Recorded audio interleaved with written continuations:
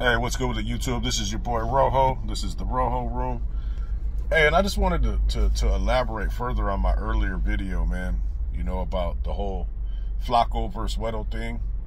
And I just wanted to say, man, after watching the whole video, it's apparent from the gate that they were there to kind of like lightweight clown and mess with old GUERO, man.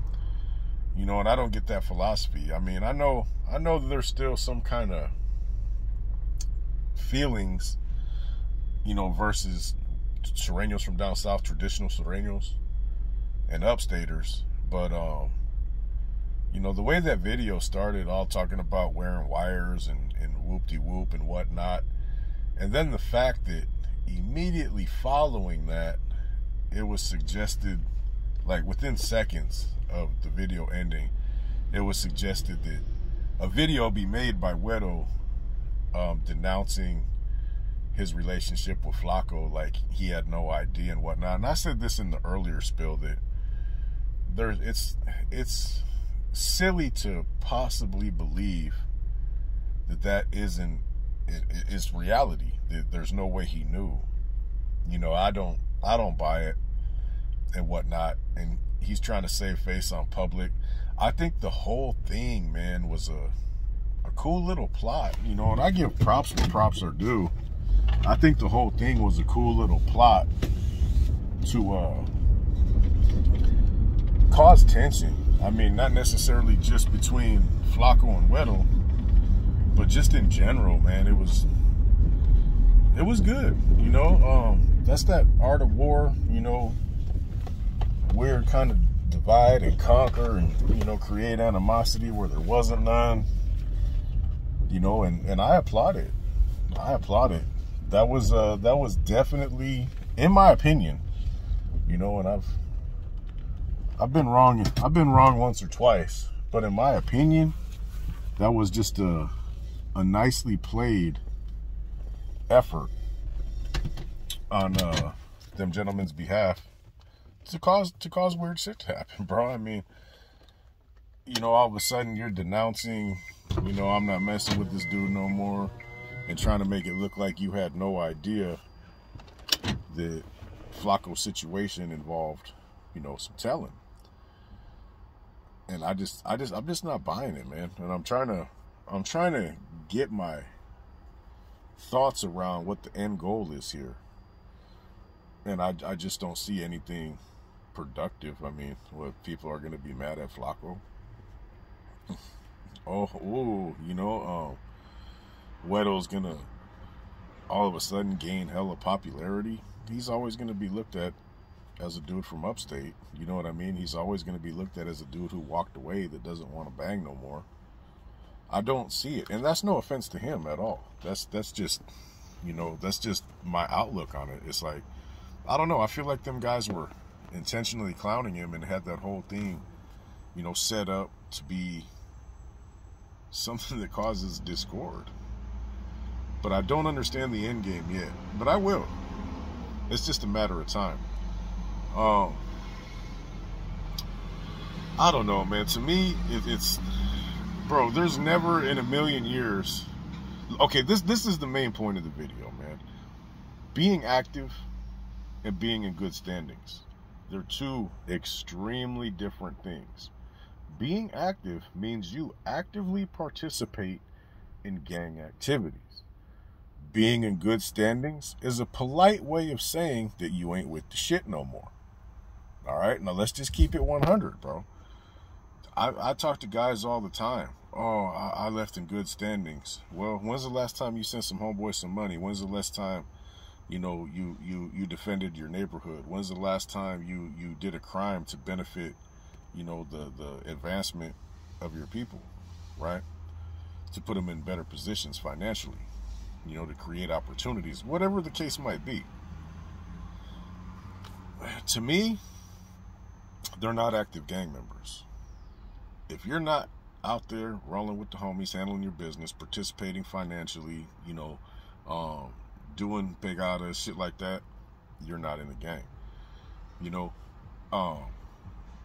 I'm active this, I'm active that. No, No, no, you're not, little guy.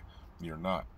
You retired, and this shouldn't be a problem. I don't have a problem with it, right? You should be able to, hey, man, I don't see the benefits of this lifestyle anymore, right? And you should be able to walk away with dignity. Now, I get it, you know, if you tell, I get it if you got some weirdo charges. I understand there's different situations. And I understand if you make a commitment to the main organizations. But as a regular individual from up north or down south, in my opinion, you should be able to do your time with honor and then be like, hey, it was fun, but I got to run. You know what I'm saying?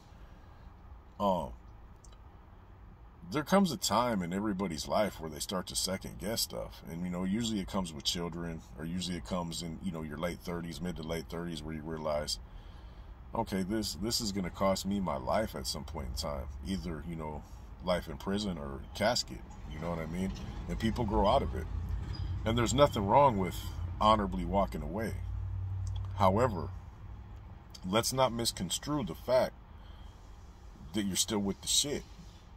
Because you ain't.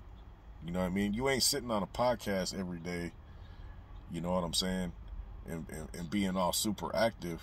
Because all that time, you should be out there doing active shit. You know what I mean? When I was active, every waking hour was gangster shit of some level. In prison and on the streets. You know what I mean? There'd be little timeouts, you know what I mean? Little family things, little this, little that. But 16 hours out of every day, I was doing gang stuff on average. You know, there'd be days where, or there'd be weeks where I wouldn't come home for a few days, handling business, different towns, motels, you know what I mean? Moving stuff that I shouldn't have been moving, hanging around people I shouldn't have been hanging around, according to the Department of Corrections. You know what I mean? Actively participating, man, actively fucking making policy for enormous amounts of individuals. Not on a podcast trying to portray that I'm active. You know what I mean? So, you know, the main lesson of this video, you know, it's not even so much about, you know, FLACO, GUERO, hood stocks. But it's about the confusion people seem to get with never have fucking being, you know, ended up in bad standings and considering yourself an active gang member. Because you're fooling yourself. You're not fooling other people, but you are fooling yourself. So, anyway, don't fall for the okie doke, y'all. You know, I know active and I know not active. And that wasn't even things in my time. You know what I mean? There were, hey, in the 90s, nobody ever said, hey, are you active? Man, they asked you where you were from, you know, your CDC number, your description, your tattoos, who you know. You know what I mean? They'll try to ask you your status, and if you're dumb, you'll tell them. But there wasn't all that shit, man. You were just assumed to be with the shit. Nowadays, like, there's like 5 different levels of shit. You got the big homies, you got the medium homies. You got dudes where if somebody's watching, you know, where they have to try to impress them, they'll do some things. You got motherfuckers talking shit on YouTube. Like, man, that's how you gangbang? You know what I mean? Like, but so let's not ever get it twisted, man. When you leave the gang lifestyle, oh, I bet I could fit his whole exhaust up his ass. When you leave the active lifestyle, you're not a gangster no more. All that, well, I paroled in good standing. Hey, so did I. I paroled in good standings too. Think about that. But anyway, YouTube, this is your boy Rojo. I just wanted to clarify. Active versus good standings. Active people that are with the shit, they're not on social media. This is your boy Rojo. This is the Rojo Room. I'm out of here.